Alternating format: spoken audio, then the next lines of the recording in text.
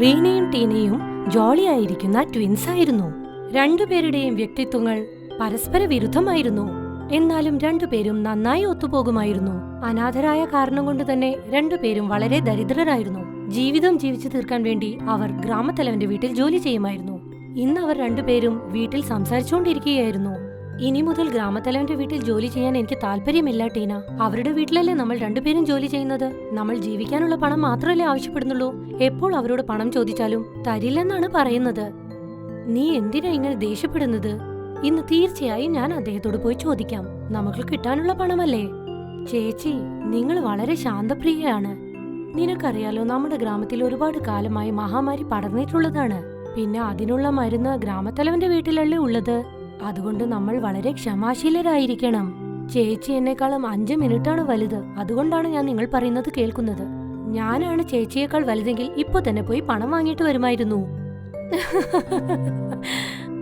അതെ, അതെന്തായാലും ശരിയാണ്. ഗ്രാമത്തലവൻ തന്റെ വീട്ടിൽ ഒരു രസായനം ചെയ്തുകൊണ്ടിരിക്കുകയാണ്. ഇന്ന് ഇതിൽ ഞാൻ അരിയില് കലർന്നു കൊടുക്കാൻ പോവുകയാണ്.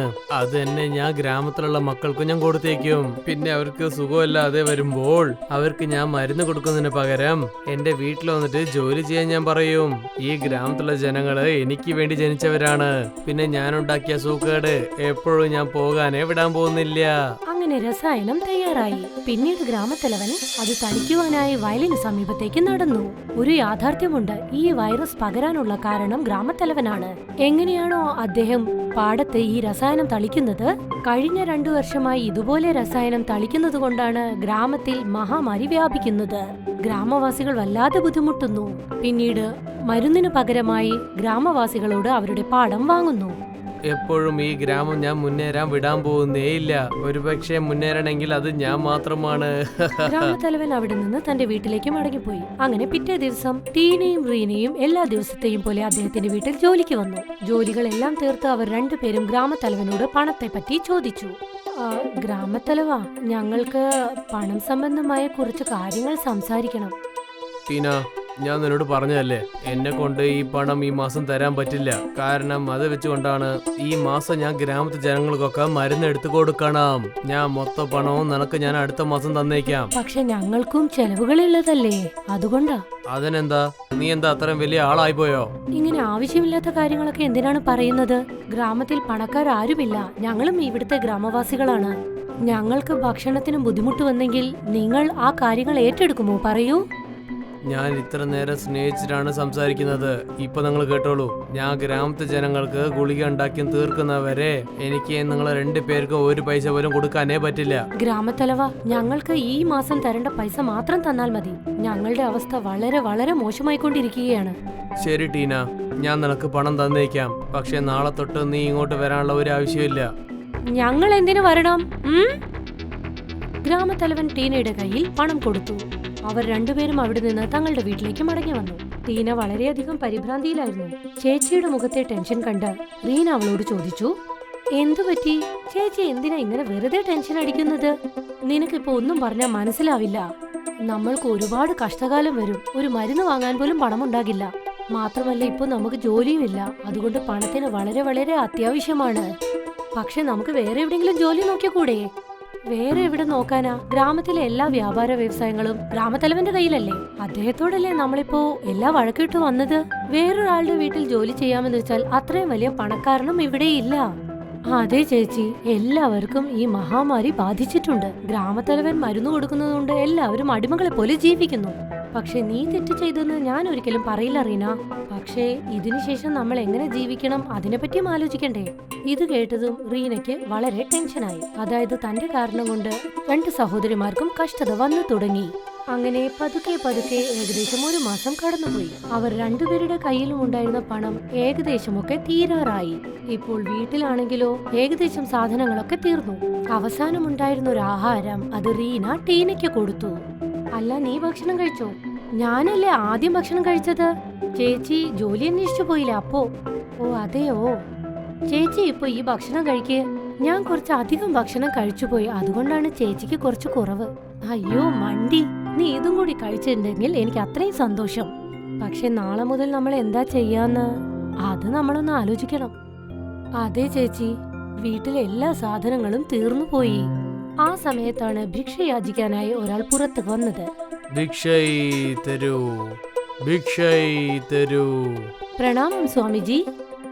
നല്ലതുണ്ടാവട്ടെ മകളെ, എനിക്ക് കുറച്ച് ഭിക്ഷൈ തരൂ മകളെ. സ്വാമിജി, സ്വാമിജിക്ക് തരാൻ വീട്ടിൽ ഒന്നുമില്ല. വളരെ കുറച്ച് ഭക്ഷണമേ ഉണ്ടായിരുന്നുള്ളൂ. അത് ഞാനിപ്പോൾ എന്റെ ചേച്ചിക്ക് കൊടുത്തു. ക്ഷമിക്കൂ സ്വാമിജി. എന്തിനാ അങ്ങനെ പറഞ്ഞത് റീന? ഏതെങ്കിലും സ്വാമിയോ ഭിക്ഷക്കാരനോ വീട്ടിൽ വന്നാൽ അവരോട് അങ്ങനെ ഒരിക്കലും പറയരുത്. പക്ഷേ ചേച്ചി, നിങ്ങൾ രണ്ടുപേർക്കും നല്ല സ്നേഹമുണ്ട്. നിന്റെ സ്നേഹം കൊണ്ടാണ് നിന്റെ വിശപ്പ് അടക്കിയിട്ട് നിന്റെ ചേച്ചിക്ക് നീ ആ ഭക്ഷണം കൊടുക്കുന്നത്. പിന്നെ ചേച്ചി വന്നിട്ട് ധർമ്മത്തിന് വേണ്ടി അനിയത്തിക്ക് പഠിപ്പിച്ചു കൊടുക്കുകയാണ്. ചെറിയവൾ വല്ലാതെ സ്നേഹമുള്ളവളാണ്, പിന്നെ വലിയവൾ നല്ല ധർമ്മ വഴി കാണിച്ചു കൊടുക്കുകയാണ്. വളരെ നല്ല കാര്യം. സ്വാമി, ഞങ്ങളുടെ വീട്ടിലെ അവസ്ഥ പറയുന്നതിന് മുൻപേ നിങ്ങൾക്ക് മനസ്സിലായി. മാത്രമല്ല, ഞാൻ ഇല്ലാന്ന് പറഞ്ഞതിൽ എന്നോട് നിങ്ങൾ ക്ഷമിക്കണം. നീ ഇതിൽ ക്ഷമ പറയാന്ന് ഒരു കാര്യമില്ല മകളെ. സ്നേഹത്തിനേക്കാളും ഒരു വലിയ ധർമ്മമേ ഇല്ല.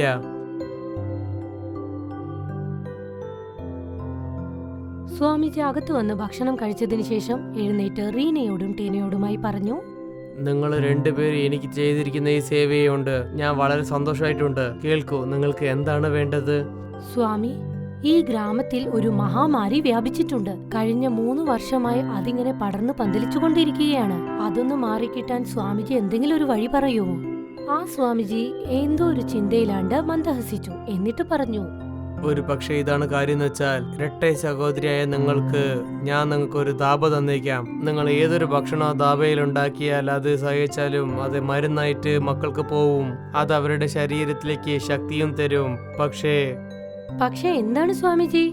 പക്ഷേ ആ കാര്യം നടക്കണമെങ്കിൽ ഒരാള് നല്ല മനസ്സോടെ പിന്നെ കരുണയുള്ളവരോട് മാത്രമാണ് ആ ഭക്ഷണം ഉണ്ടാക്കേണ്ടത്. ഒരു പക്ഷേ സ്വയനലമായിട്ട് ഉണ്ടാക്കാൻ നോക്കിയാൽ പിന്നെ അതിന്റെ എല്ലാ ഫലങ്ങളും നാശമായിട്ട് പോവും. സ്വാമിജി പറയുന്നത് ഞങ്ങൾ മനസ്സിൽ തന്നെ വെക്കാം. അപ്പോഴാണ് പെട്ടെന്ന് എവിടെയാണോ അവരുടെ വീടുണ്ടായിരുന്നത് അതിന് നേരെ എതിരായി ഒരു ധാബ പ്രത്യക്ഷപ്പെട്ടത്. പെട്ടെന്ന് തന്നെ ആ സ്വാമി അവിടെ നിന്നും നടന്നുപോയി. വരൂ ചേച്ചി, നമുക്കിപ്പോൾ തന്നെ ധാബയിൽ നമ്മുടെ ജോലികൾ തുടങ്ങാം. ഗ്രാമവാസികളുടെ വ്യാധി മുഴുവൻ നമുക്ക് തീർക്കാം. ഇനി മുതൽ നമ്മൾ 2 പേർക്കും കഷ്ടപ്പാടുകൾ ഉണ്ടാകില്ല. 2 സഹോദരിമാരും തങ്ങളുടെ ധാബയിൽ ജോലി ചെയ്യാനായി തുടങ്ങി. വളരെ കുറഞ്ഞ സമയം കൊണ്ട് തന്നെ ഭക്ഷണവും റെഡിയായി. ആ ധാബ കണ്ട് മാലതിയും അമൃതയും അങ്ങോട്ടേക്ക് വന്നു. അല്ല ടീന, അല്ല ഇതെന്താ കാര്യം? ഈ ധാബ എവിടെ നിന്നാ പെട്ടെന്ന് പ്രത്യക്ഷപ്പെട്ടത്? അതെ, എന്തോ ഒരു മായാജാലം നടന്നതുപോലെയുണ്ട്. അല്ല, ഇത് മാലതി ചിറ്റയല്ലേ? വേഗം വരൂ, കഴിച്ചിട്ട് പോകാം. നമ്മളുടെ ഗ്രാമത്തിലെ എല്ലാ മഹാമാരികളും മാറ്റിയെടുക്കാം. മാത്രമല്ല, ഇതിന് ഞങ്ങൾ ഒരുപാട് പണമൊന്നും വാങ്ങില്ല, മനസ്സിലായോ? അതെ, 2 നേരത്തേക്കുള്ള ഭക്ഷണവും ഇവിടെ നിന്ന് കൊണ്ടുപോകൂ.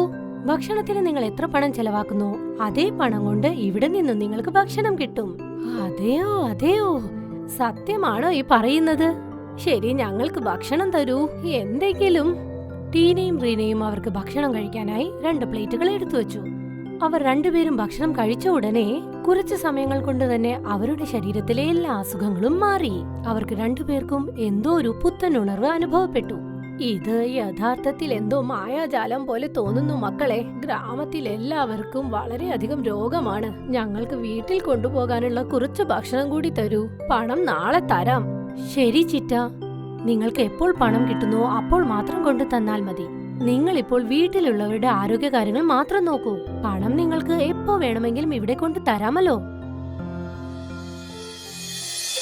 അങ്ങനെ വീണ്ടും 1 മാസം കടന്നുപോയി. അമൃതയും ഗ്രാമത്തിലെ മറ്റാളുകളും ധാബയ്ക്ക് പുറത്ത് ഭക്ഷണം കഴിക്കാനായി ക്യൂ നിൽക്കുകയായിരുന്നു. അപ്പോഴാണ് ഗ്രാമത്തലവൻ കയ്യിൽ എന്തോ ഒരു പേപ്പറുമായി അങ്ങോട്ടേക്ക് വന്നത്. എന്താ കാര്യം ടീന, വീണ? നല്ല സെഴിപ്പോടുണ്ടല്ലോ. എന്താ, ഇതിൽ നിങ്ങൾക്ക് എന്തെങ്കിലും പ്രശ്നമുണ്ടോ? റീന, നീ മിണ്ടാതിരി. എന്താ ടീന, നീ എന്തിനാ റീനയെ വെറുതെ തടുക്കുന്നത്? അവള് പറയുന്നത് സത്യമല്ലേ? എല്ലാവരുടെ സൂക്കേടും ശരിയായിട്ടുണ്ടെന്ന് ഞാൻ കേട്ടിട്ടുണ്ടല്ലോ. അതുകൊണ്ടാണോ എന്നെ തന്നെ എതിർത്ത് ഇങ്ങനെ നിങ്ങൾ സംസാരിക്കുന്നത്? ഗ്രാമത്തലവ, നിങ്ങൾ ഈ മരുന്നുകൾക്കെല്ലാം പകരം എല്ലാവരോടും നിങ്ങളുടെ പാടത്ത് പണിയെടുക്കാനല്ലേ പറയുന്നത്? അതെ, ശരിയാണ് ചിറ്റെ. ഇദ്ദേഹം പറയുന്നത് കേട്ടാൽ ഈ ഗ്രാമത്തിലെ എല്ലാം ഇദ്ദേഹം വാങ്ങിയതുപോലെയാ തോന്നുന്നത്. മാത്രമല്ല, ഈ ഗ്രാമവാസികൾ മുഴുവൻ ഇദ്ദേഹത്തിന് അടിമകളെ പോലെയാണ്. എല്ലാവരും കുറച്ചുനേരം ശാന്തരായി ഇരിക്കൂ. ഈ മഹാമാരിയിൽ നിന്ന് നമ്മൾ രക്ഷപ്പെടുമെന്ന് ആലോചിച്ച് സന്തോഷിക്കണം. നിങ്ങൾ എല്ലാവരും ആദ്യം ഈ കാര്യം ആലോചിക്കൂ. ദയവ് ചെയ്ത് ഇങ്ങനെ അടി കൂടുന്നതൊന്ന് നിർത്ത്. ഇപ്പൊ തന്നെ നിങ്ങളുടെ എല്ലാവരുടെ വായി ഞാൻ അടയ്ക്കാൻ നോക്കിയോ. ഈ പേപ്പറിലേക്ക് നിങ്ങൾ നോക്കൂ. ഗ്രാമത്തലവൻ ടീനയ്ക്കും റീനയ്ക്കും ഈ അഗ്രിമെന്റ് കാണിച്ചു കൊടുത്തു. എന്താ കാര്യം മോളെ? ഇവര് രണ്ടുപേരും എന്ത് പറയാനാ? ആ കാര്യം ഞാൻ തന്നെ പറയാം. ഇവരുടെ അച്ഛൻ മരിക്കുന്ന മുമ്പ് എന്റെ അടുത്ത് കടം വാങ്ങിയിട്ടുണ്ടായിരുന്നു. ആ കടം തിരിച്ചു കൊടുക്കാത്ത പറ്റത് കൊണ്ട് ഈ സ്ഥലം ഇപ്പോഴും എന്റേത് മാത്രമാണ്. ഇവര് പാവപ്പെട്ടവരല്ലെന്ന് കൊണ്ടാണ് ഇത്ര ദിവസം ഞാൻ പറയാത്തത്. പക്ഷെ ഇപ്പൊ എനിക്ക് ഈ സ്ഥലം എനിക്ക് വേണം. ഇത് ഒറിജിനലാണ്. അതുകൊണ്ടാണ് നിങ്ങളുടെ അച്ഛന്റെ കൈയൊഴുപ്പ് ഇതിലുണ്ട്. കയ്യൊപ്പോ? എന്തു പറ്റി ചിറ്റെ? ചിറ്റയ്ക്ക് എന്താണ് അത്ഭുതമെന്നോ? നിന്റെ അച്ഛന് വായിക്കാനോ എഴുതാനോ അറിയില്ല. അദ്ദേഹം കൈവിരൽ പതിപ്പിക്കും. രണ്ട് കിഴകളും ചേർന്നിട്ട് എന്നെ നശിപ്പിക്കല്ലേ. ഗ്രാമത്തലവൻ, നിങ്ങൾ ഒരുപാട് അധികമാകുന്നു. മര്യാദയ്ക്ക് ഇവിടെ നിന്ന് പോ. എന്ത് കാര്യം ചെയ്യുന്നതിനും ഒരു അതിരുണ്ട്. ടീനയ്ക്ക് ഒരിക്കലും ദേഷ്യം വരാറേയില്ല. ടീനയുടെ മുഖത്തെ ദേഷ്യം കണ്ട് റീനയ്ക്ക് അത്ഭുതമായി, മറ്റുള്ളവർക്കും കൂടി. നിങ്ങളെ എല്ലാരും ഞാൻ നോയിക്കോളാം. ഇത്രയും പറഞ്ഞുകൊണ്ട് ഗ്രാമത്തലവൻ അവിടെ നിന്നും പോയി.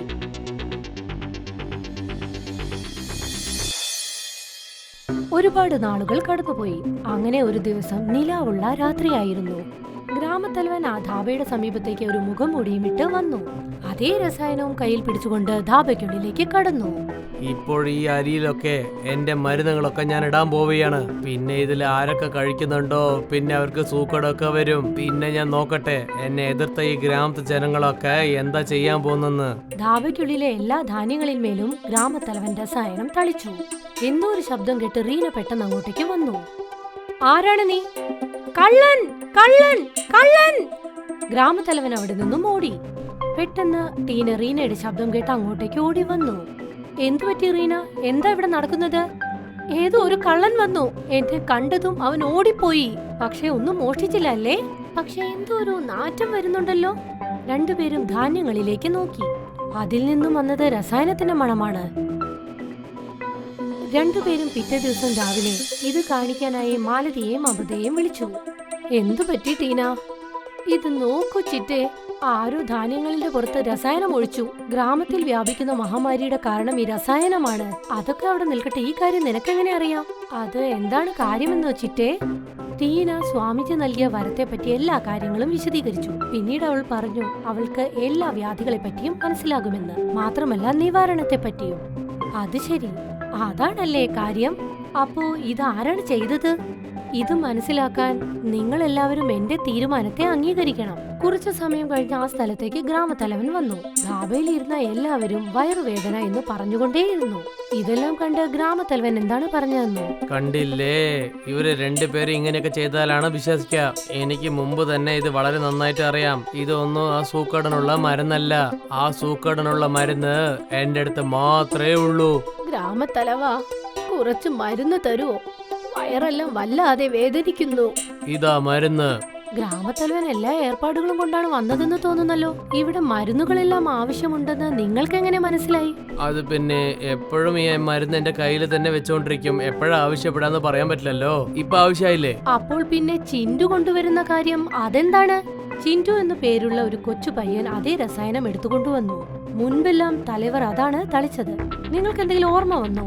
നിങ്ങൾ രണ്ടുപേരും ഞാൻ കണ്ടില്ലെന്നാണല്ലോ വിചാരിച്ച്. ഇപ്പോൾ എന്റെ സംശയമെല്ലാം എനിക്ക് മനസ്സിലായി. ഇന്നലെ രാത്രി ഞങ്ങളുടെ വീട്ടിൽ മോഷ്ടിക്കാൻ വന്നത് നിങ്ങളാണല്ലേ? റീന തലേദിവസം രാത്രി കണ്ട ആ ഡബ്ബ, അതേപോലെ കാണാനുള്ള ഒരു ഡബ്ബ ഞാനും ശരിയാക്കി വെച്ചിരുന്നു. ഇപ്പൊ നിങ്ങളും അതിൽ വന്ന് പെട്ടുപോയി. അപ്പോൾ ഇത്രയും വർഷം ഈ രോഗമുണ്ടാകാനുള്ള കാരണം നിങ്ങളാണല്ലേ? ഇതിന് മരുന്നും കൊടുത്ത് വലിയ മഹാനാണെന്ന് ഭാവിക്കുന്നു.